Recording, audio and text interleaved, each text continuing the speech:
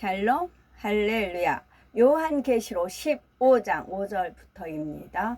또 이 일 후에 내가 보니 하늘의 증거 장막의 성전이 열리며 일곱 재앙을 가진 일곱 천사가 성전으로부터 나와 맑고 빛난 세마포 옷을 입고 가슴에 금띠를 띠고 네 생물 중에 하나가 영원토록 살아계신 하나님의 진노를 가득히 담은 금대접 일곱을 그 일곱 천사들에게 주니 하나님의 영광과 능력으로 말미암아 성전에 연기가 가득 차매 일곱 천사의 일곱 재앙이 마치기까지는 성전에 능히 들어갈 자가 없더라. 요한계시록 16장 1절에서 7절입니다. 또 하늘에 크고 이상한 다른 이적을 보매 일곱 천사가 일곱 재앙을 가졌으니 곧 마지막 재앙이라. 하나님의 진노가 이것으로 마치리로다. 또 내가 보니 불이 섞인 유리 바다 같은 것이 있고 짐승과 그의 우상과 그의 이름의 수를 이기고 벗어난 자들이 유리 바닷가에 서서 하나님의 검은 고를 가지고 하나님의 종 모세의 노래 어린 양의 노래를 불러 이르되 주 하나님 곧 전능하신 이시여 하시는 일이 크고 놀라우시도다. 만국의 왕이시여 주의 길이 의롭고 참되시도다. 주여 누가 주의 이름을 두려워하지 아니하며 영화롭게 하지 아니하오리까. 오직 주만 거룩하시니이다. 주의 의로우신 일이 나타났음에 만국이 와서 주께 경배하리이다 하더라. 또 이 일 후에 내가 보니 하늘의 증거 장막의 성전이 열리며 일곱 재앙을 가진 일곱 천사가 성전으로부터 나와 맑고 빛난 세마포 옷을 입고 가슴에 금띠를 띠고 네 생물 중에 하나가 영원토록 살아계신 하나님의 진노를 가득히 담은 금대접 일곱을 그 일곱 천사들에게 주니. 아멘. 요한계시록 강의 쉬운 6번째 일곱 재앙을 가진 일곱 천사입니다. 사도 요한은 지금 하늘이 열리고 영의 공간으로부터 천사가 나오는 것을 보고 있습니다. 이 일곱 천사들은 하나님의 보호자가 있는 곳으로부터 나오고 있었지요. 증거 장막의 성전이란 하나님께서 계신 곳을 가리킵니다. 천사가 이곳으로부터 나왔다는 것은 그들이 직접 하나님의 명을 받아 일들을 이루고 있다는 의미이지요. 이는 곧 이제부터 이루어질 일들이 하나님으로부터 말미암는다는 뜻입니다. 모든 것이 정확한 공의 안에서 아버지 하나님의 허락하심 가운데 이루어진다는 말이지요. 이 일곱 천사들은 맑고 빛난 세마포 옷을 입고 가슴에는 금띠를 띠고 있었습니다. 세마포 옷은 구원받은 하나님의 자녀들이 천국에 들어갈 때 입는 옷이지요. 구원받는 이들은 의 가운데 살면서 마음을 깨끗하게 만들었으므로 빛난 세마포의 흰옷이 주어진 것입니다. 얼마나 마음을 깨끗이 했느냐에 따라 주어지는 세마포 흰옷의 빛이 달라지지요. 더 깨끗한 마음을 이룰수록 더 희고 맑고 깨끗한 세마포가 주어집니다. 반면에 깨끗하지 못한 마음을 그대로 가진 사람은 마치 잔치에 들어가기 위한 예복을 준비하지 않은 것과 같지요. 마태복음 22장 11에서 13절에 보면 임금이 손을 보러 들어올새 거기서 예복을 입지 않은 한 사람을 보고 가로되 친구여 어찌하여 예복을 입지 않고 여기 들어왔느냐 하니 저가 유구무원이여늘 임금이 사환들에게 말하되 그 수족을 결박하여 바깥 어둠에 내어 던지라. 거기서 슬피 울며 이를 갈미 있으리라 했습니다. 바로 천국에 들어가는 것도 이와 마찬가지입니다. 천국에 들어가기 위한 세마포 옷이 준비되지 않으면 결탄코 천국에 들어갈 수가 없지요. 옷은 곧 마음을 의미합니다. 그러므로 마음에 할례하여 깨끗한 마음을 이루어야 그에 합당한 세마포 흰옷이 주어지는 것이지요. 물론 흠도 티도 점도 없이 온전히 깨끗한 마음을 이루면 가장 좋겠지만 비록 부족하다 해도 열심히 마음에 할례하여 어떻게든 희고 깨끗한 마음을 이루어야 합니다. 그렇지 않고 여전히 더러운 마음을 가진 채로 마음에 할례하려고 하지도 않는다면 그런 사람은 천국 잔치에 들어갈 수 없습니다. 바깥 어두운 데로 쫓겨나 세세토록 거기서 이를 갈며 고통받게 되지요. 그러므로 우리는 늘 내 자신의 세마포 옷이 얼마나 준비되어 있는지 점검해야 합니다. 점검하는 방법은 우리는 말씀을 통해서 알 수가 있지요. 날마다 더 희고 깨끗하게 만들어 가야 합니다. 희어야 할 세마포 옷을 오히려 더럽힌다거나 아예 세마포 옷조차 받을 수 없는 모습이 되어서는 결탄코 안 될 겁니다. 우리는 하나님의 말씀에 오직 순종하여 그 말씀대로 행하 나갈 때 우리에게는 가장 빛나고 아름다운 세마포 흰옷이 주어지게 됩니다. 7 천사가 이러한 세마포 옷을 입었다는 것은 그들이 오직 하나님의 말씀에만 오직 하나님의 말씀에 순종만 한다는 것을 의미합니다. 하나님의 말씀에 따라 공의 가운데 정확하게 일을 이루지요. 다음으로 가슴에 금띠를 띄었다 하였습니다. 금은 변치 않는 것을 의미하지요. 따라서 가슴에 금띠를 띄었다는 것은 변치 않는 하나님의 66권 말씀에 따라 정확하게 일을 이룬다는 뜻입니다. 축복도 저주도 재앙도 구원과 멸망도 이 모든 것이 하나님의 말씀에 따라 1.1획 한 채 오차도 없이 정확하게 이루어진다는 말이지요. 하나님께서는 공의를 뛰어넘는 사랑을 베푸시는 분이십니다. 하지만 이제 마지막 심판의 순간에는 모든 것을 종합하여 심판을 내리시지요. 그때는 공의의 법에 따라 온전한 판결이 이루어집니다.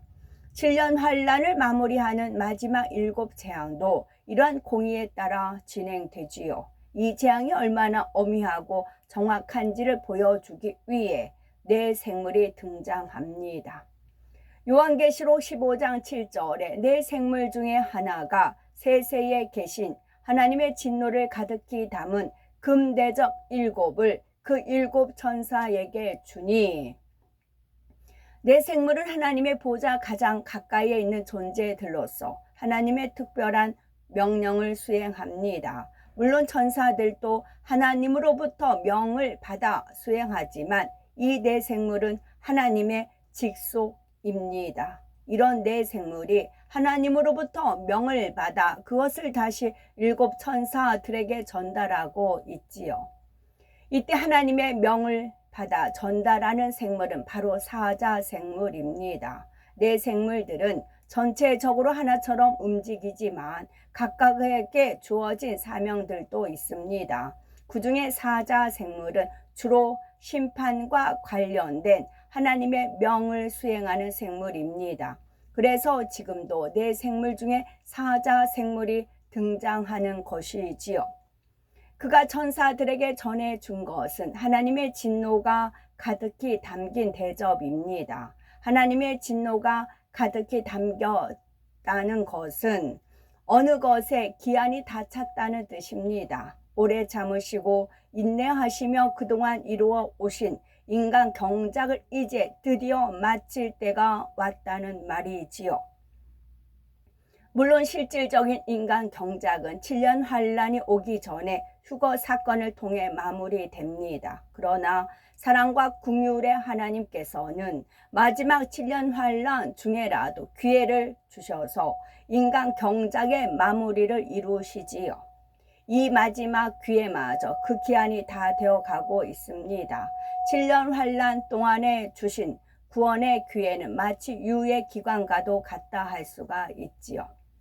실질적인 인간 경작은 휴거 사건과 함께 6천년으로 끝납니다. 그리고 이후에 천년 왕국의 시간이 더해지면서 하나님의 전체적인 인간 경작의 섭리는 7천년이라는 수를 채우게 되지요.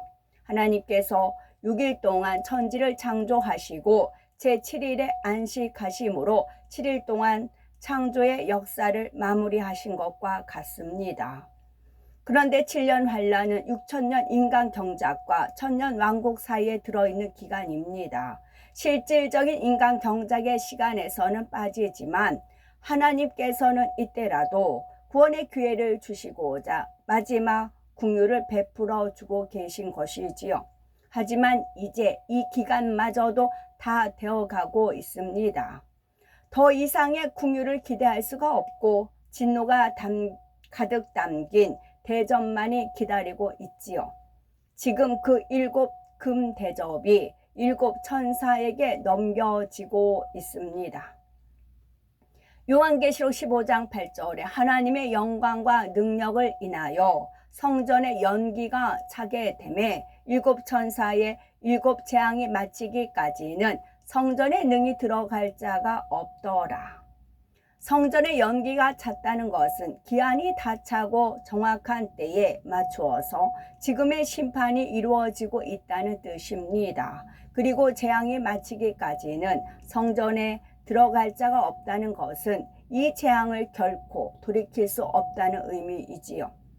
7 재앙이 마쳐지면서 7년 환란이 마무리되어야 비로소 구원의 섭리 또한 온전히 이루어지는 것입니다. 이 마지막 7 재앙은 더 이상 늦춰지거나 감하여질 수가 없습니다. 이렇게 해서 7년 환란의 모든 재앙이 끝나고 천년 왕국을 거치고 나면 백보자 대심판이 있습니다. 그리고 나면 구원받은 영혼들은 각자 자기에게 주어진 천국의 처소로 들어가지요.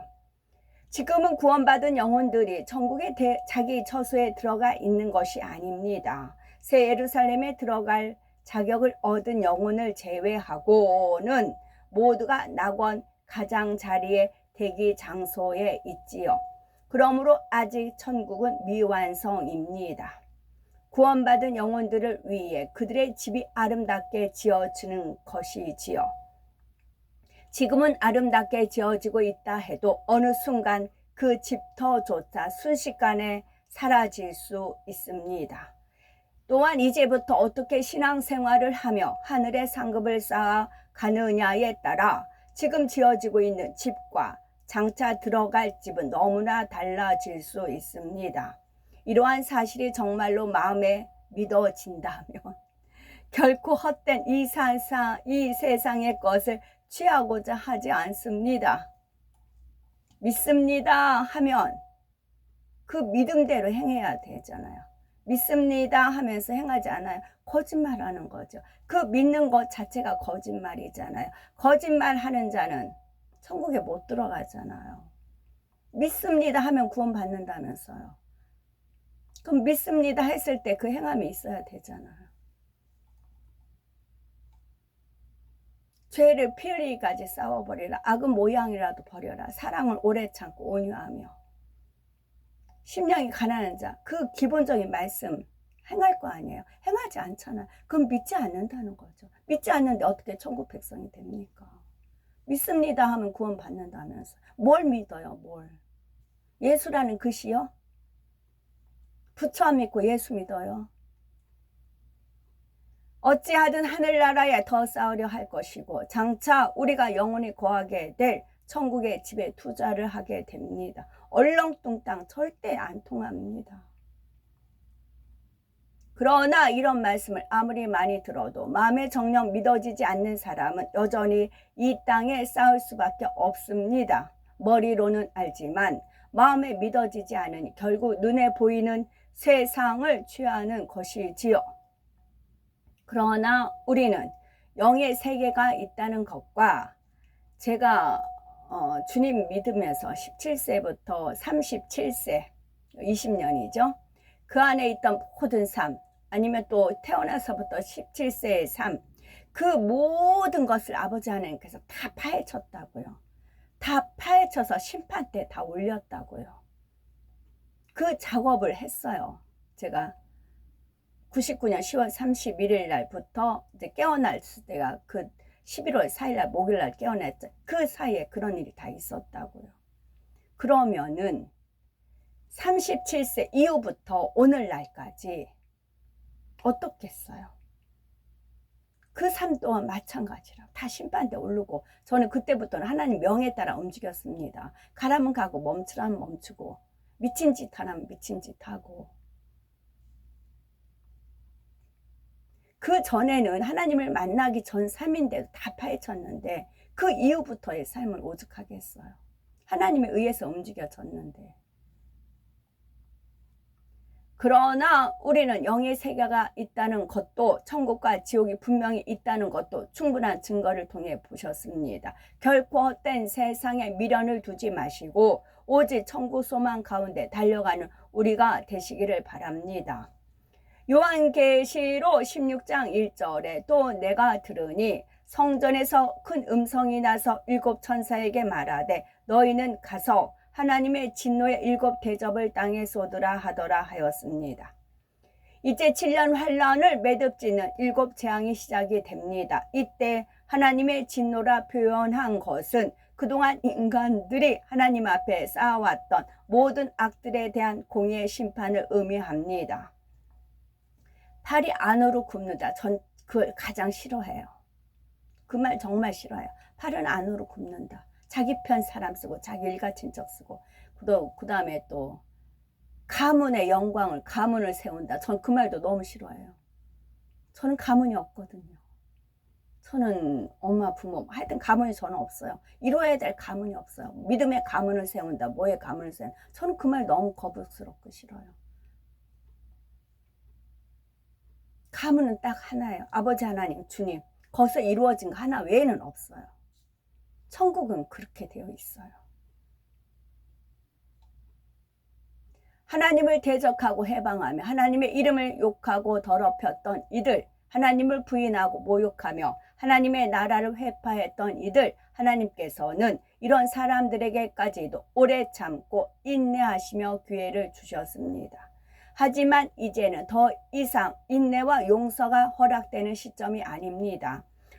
오직 공의에 따른 준엄한 심판만이 있게 되지요. 하나님의 진노가 담긴 대접을 땅에 쏟는다 했는데, 이는 제1하늘에서 하나님 앞에 범죄하며 죄의 담을 쌓아왔던 자들에게 재앙이 임하게 된다는 의미입니다. 하늘에 계신 내 아버지 뜻대로 하는 자가 형제요 자매요 모친이에요. 그 사람들로 이루어진 가족이에요. 가문이 아니에요.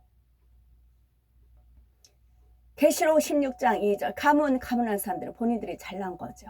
본인들이 잘났으니까 본인들의 가문의 영광을 찾는 것이고 믿음의 가문을 찾는 것이고 그런 거죠.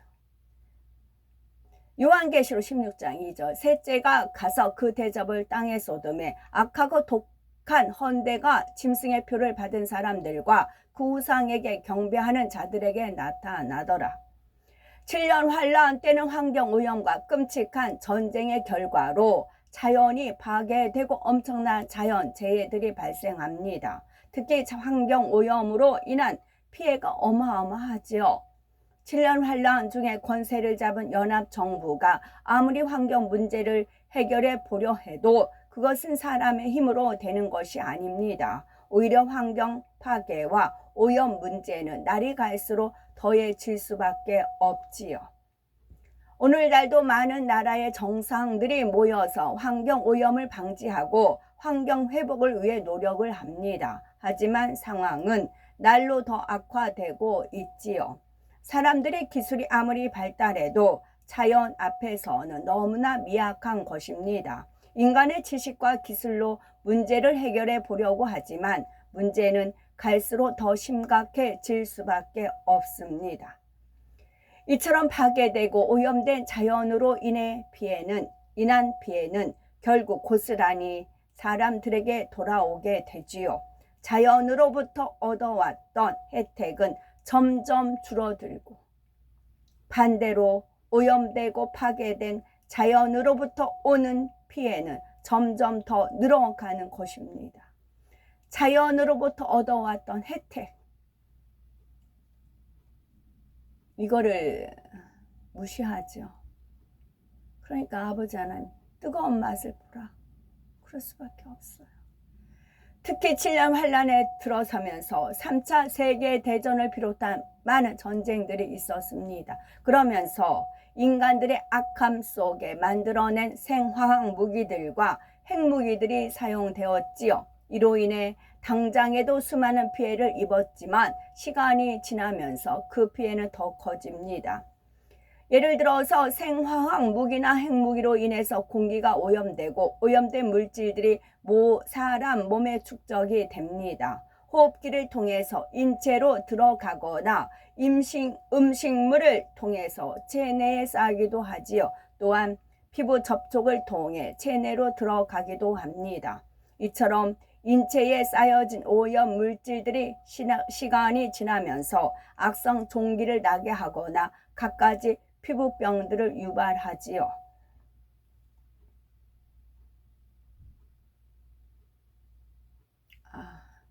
지금 말씀을 만약에 현 시대에 이렇게 제가 이렇게 말씀을 했는데도 이제 온 집에 충성 못하고 성령의 9가지 열매, 사랑장, 팔복의 마음, 온 집에 충성을 이루는 인물들이 없어요.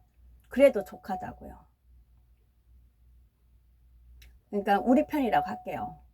우리 편에서는 손해볼 것도 없고 족하다. 이미 믿음의 선진들이 다 올라와 있잖아요. 새 예루살렘에 있는 인물들이 쭉 있잖아요. 그분들 가지고도 그분들하고도 얼마든지 행복하게 영원토록 살 수가 있다고요. 아쉬운 게 하나도 없다고요. 단지 더 침노에서 들어오길 원해서. 그러면 전에도 초창기에 말씀드렸잖아요. 내가 처음에 용을 그리고자 하면 용을 그리다 실패하면 뱀이라도 그리잖아요. 근데 목표를 뱀을 그리려고 하면은 못 그리다 보면 지렁이밖에 안 그려진다고요. 그러니까 목표를 용을 그려야 되겠다. 목표를 잡고 나가다 보면은 거기에서 내가 부족한 게 뭔가 해서 말씀이 계속 진행되고, 저도 이 말씀으로 훈련을 받았고 이 말씀으로 경작을 받아서 하나님 만나는 은혜가 있었고 내 천국의 처소가 주어진 것을 알기 때문에 그래서 나누어 드리는 거고 공유하는 겁니다. 근데 계속 미끄러져요. 사람들이 미끄러져요. 이게 기대치가 있는데 기대를 했는데 자꾸 미끄러집니다. 자꾸 점수에서 떨어져 나가요. 그러니까 주님이 족하다고 해라. 족하다고 해라. 니네들 안 와도 천국 침노 안 해도 족하다고 해라. 족하다고요. 아브라함, 요셉, 에노 얼마나 우리 주님과 얼마나 행복하게 살겠어요. 말 한마디 하더라도 서로가 행복하고 서로가 주고받거니 하고 족하다고요.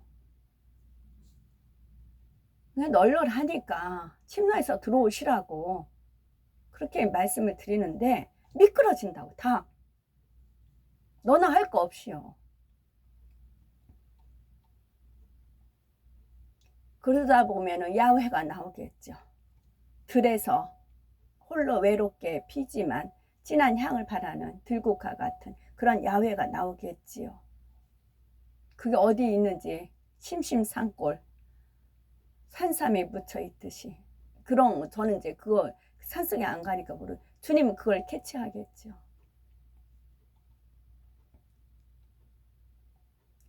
그래서 이 말씀을 흘러보내는 겁니다. 누군가는 이 말씀대로 붙들고 살고 누군가는 이 말씀을 준행하고 누군가는 준행하려고 기도하면서 나가는 분이 누군가는 있을 것 같으니까.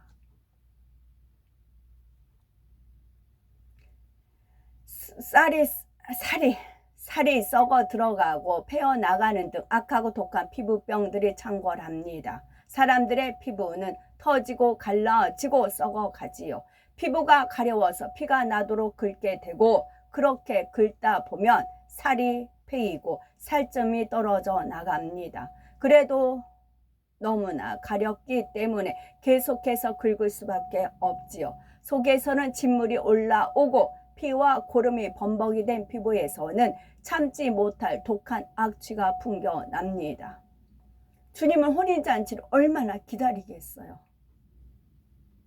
주님은 혼인잔치를 본인이 혼인하려고 얼마나 뭐 신랑들 그럴 거 아니에요. 결혼할 때 뭐 그럴 거 아닙니까? 주님은 얼마나 그날을 손꼽아 기다리고 있겠어요. 믿음의 선진들은 어떻게 했고요. 천사는 어떻게 했고요. 만반의 준비가 다 됐는데 신부만 올라오면 되는데.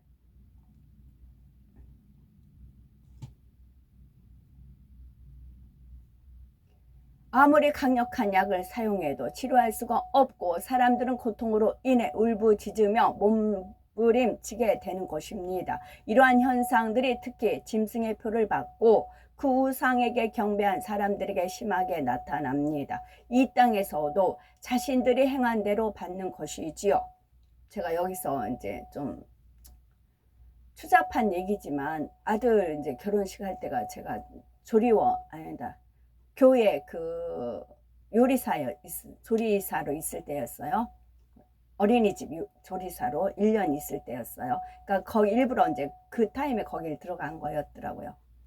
근데 이제 일가 친척 아무도 없고 나만 참석한다 분명히 밝혔어요. 아들하고 나 외에는 없다. 아무도 안 온다. 분명히 그렇게 얘기했어요. 진짜 그랬어요. 예식 때 저하고 아들 외에는 없어요. 그러면 누가 쓸까요? 근데 마침 조리원 이제 거기 선생님들이 몇 분 오셨어요. 그 이제 아들이 워낙 좀 사교성 있게 돈을 좀 써가지고 많은 사람을 예식장에 오라고 했나 봐. 내가 분명히 얘기했거든요. 나만 간다. 아무도 안 알리고 나만 간다. 너 그렇게 하려면 해라. 그랬어요. 진짜 그랬어요. 저만 갔어요. 근데 이제 친척들이 양쪽 서야 되잖아요. 신부 측 많아요. 신부 측에다가 나만 섰어요. 그래도 굴리지 않았어요. 전혀 굴리지 않아요. 이제 신랑 측에 나만 딱 쓰니까 오히려 사진 기자가 너무 당황하는 겁니다.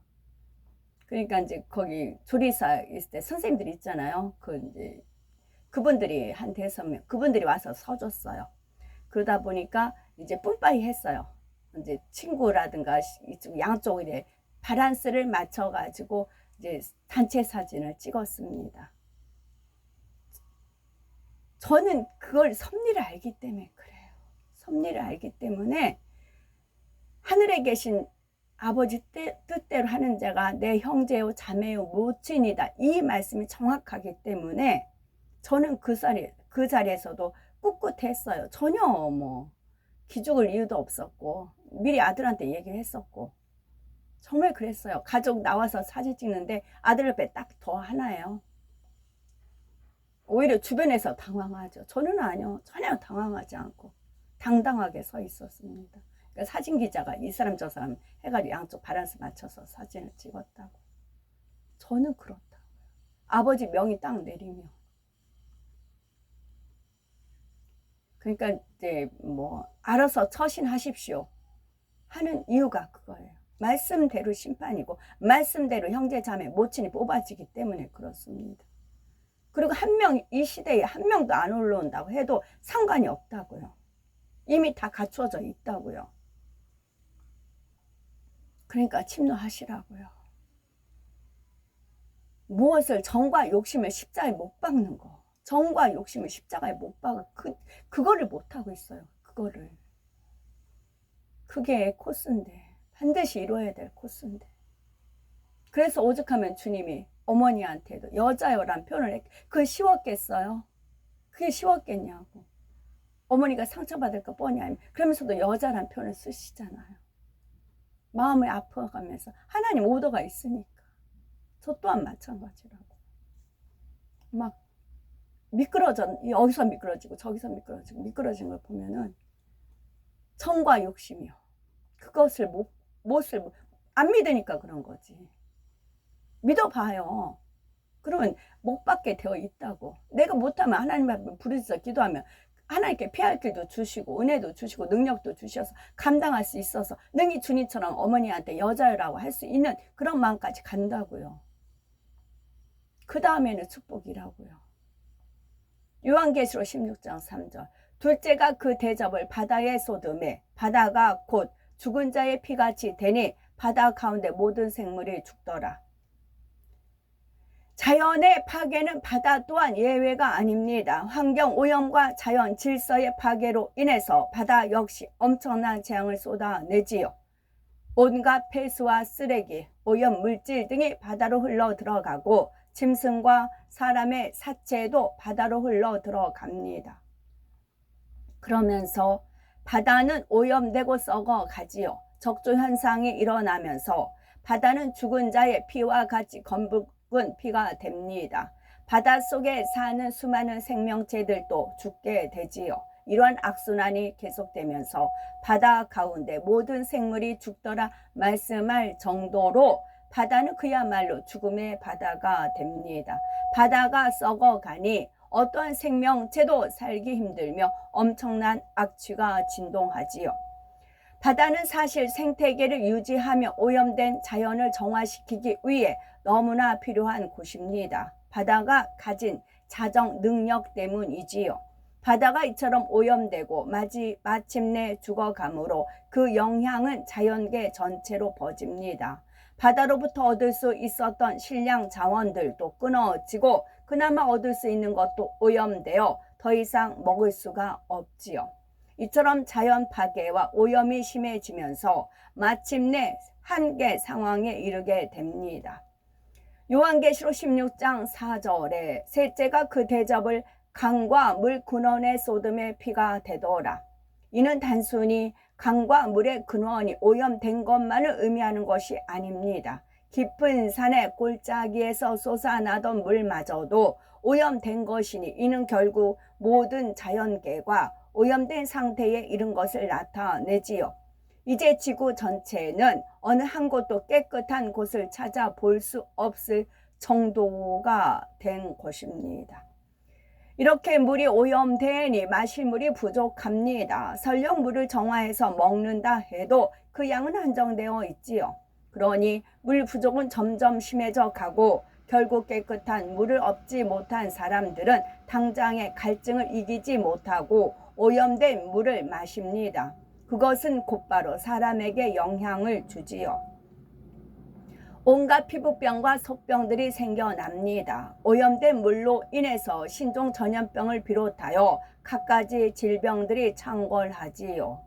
이 오염된 물 속에는 생화학 무기와 핵무기로 인한 오염 물질까지 들어있기 때문에 그 물을 마신 사람들은 엄청난 고통을 받습니다. 그렇다고 당장 죽는 것도 아니고 끔찍한 고통이 계속되지요. 이처럼 물 근원에 대접을 쏟았다는 것은 단순히 물의 오염만을 의미하는 것이 아니라 자연계 전체가 근본적으로 파괴되었음을 의미합니다. 이미 회복할 수도 없는 상태에 이르렀고 자연 질서의 기초가 파괴되어 버린 것이지요. 사람들이 이런 고통을 받는 것은 결국 자신들이 심고 행한 것에 따라 공의 가운데 그대로 받는 것입니다. 요한계시록 16장 5절에서 6절에 내가 들으니 물을 차지한 천사가 가로되 전에도 계셨고 시방도 계신 거룩하신 이여 이렇게 심판하시니 의로우시도다. 저희가 성도들과 선지자들의 피를 흘렸으므로 저희로 피를 마시게 하신 것이 합당하니이다 하더라. 마태복음 16장 27절에 인자가 아버지의 영광으로 그 천사들과 함께 오리니 그때에 각 사람의 행한 대로 갚으리라 하신 말씀이 그대로 이루어지는 것입니다.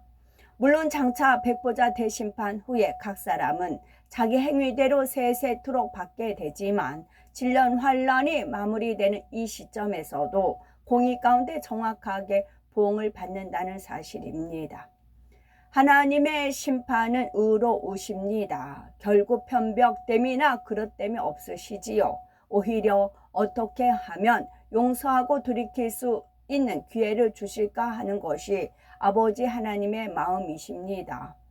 그런데도 인간이 자기 악함으로 인해서 그 기회를 잡지 않은 것이며 자기 행위에 대한 열매를 거두는 것이지요. 더욱이 7년 환란의 막바지에 이 땅에 남은 사람들은 대부분 하나님을 대적한 사람들입니다. 짐승의 정부와 연합하여 하나님을 대적하며 주를 믿는 사람들을 핍박하고 죽였지요. 성도들과 선지자들의 피를 흘리게 한 것입니다. 그래서 지금 그에 대한 보응을 받는 것이지요. 누구 한 사람 나는 억울합니다 할 수 없고 이유나 변명, 핑계를 댈 수가 없습니다.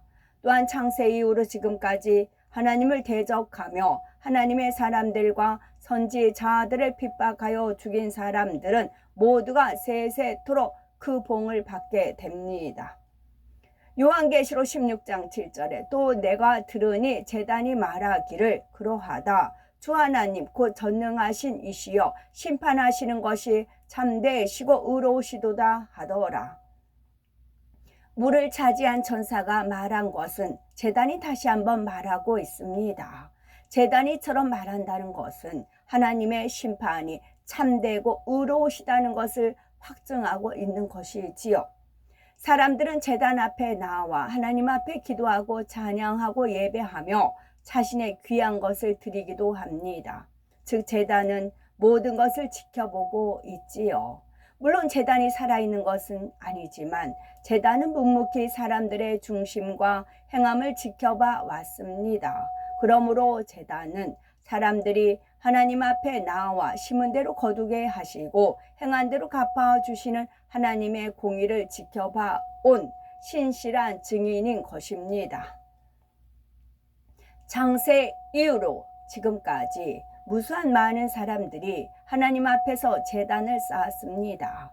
나름대로 마음과 뜻과 정성과 힘을 다해서 하나님 앞에 단을 쌓았지요. 하나님 앞에 단을 쌓을 때는 반드시 거룩한 산 제사로 드려야 합니다. 로마서 12장 1절에 그러므로 형제들아 내가 하나님의 모든 자비하심으로 너희를 권하노니 너희 몸을 하나님이 기뻐하시는 거룩한 산 제사로 드리라. 이는 너희의 드릴 영적 예배니라 말씀하십니다. 거룩한 산 제사가 되기 위해서는 무엇보다 신령과 진정으로 예배해야 되지요. 신령으로 드리는 예배란 성경 66권의 말씀을 성령의 감동, 감화, 충만함 속에서 마음의 양식 삼고 우리 안에 계시는 성령과 함께 마음 중심으로 드리는 예배를 말합니다. 번제단에 드리는 제물을 태워 그 향을 하나님 앞에 올려 드리듯이 불같은 성령의 충만함과 감동함 가운데 예배해야 하는 것입니다. 진정으로 드리는 예배란 몸과 마음과 뜻과 정성을 다해 하나님을 사랑하는 중심으로 기쁨과 감사, 기도와 찬양, 행함과 예물로서 드리는 예배입니다. 하나님께서 원하시는 거룩한 산 제사란 이처럼 교회에 나와 예배 드릴 때만이 신령과 진정으로 예배하는 것이 아닙니다. 우리의 모든 삶을 하나님 앞에 거룩한 산 제사로 드려야 하지요. 이를 위한 가장 기본이 바로 항상 기뻐하고 쉬지 말고 기도하며 범사에 감사하는 것입니다. 우리의 삶에 이 말씀이 온전히 임했을 때 삶 자체가 곧 하나님 앞에 드려지는 거룩한 산 제사가 됩니다. 이와 같이 우리의 삶이 항상 하나님 앞에 아름다운 향으로 올려지는 거룩한 산 제사가 되시기 바라며 우리의 각자의 삶이 하나님께서 정령 원하시고 기뻐하시는 영적 예배의 삶이 되셨으면 좋겠습니다. 아멘.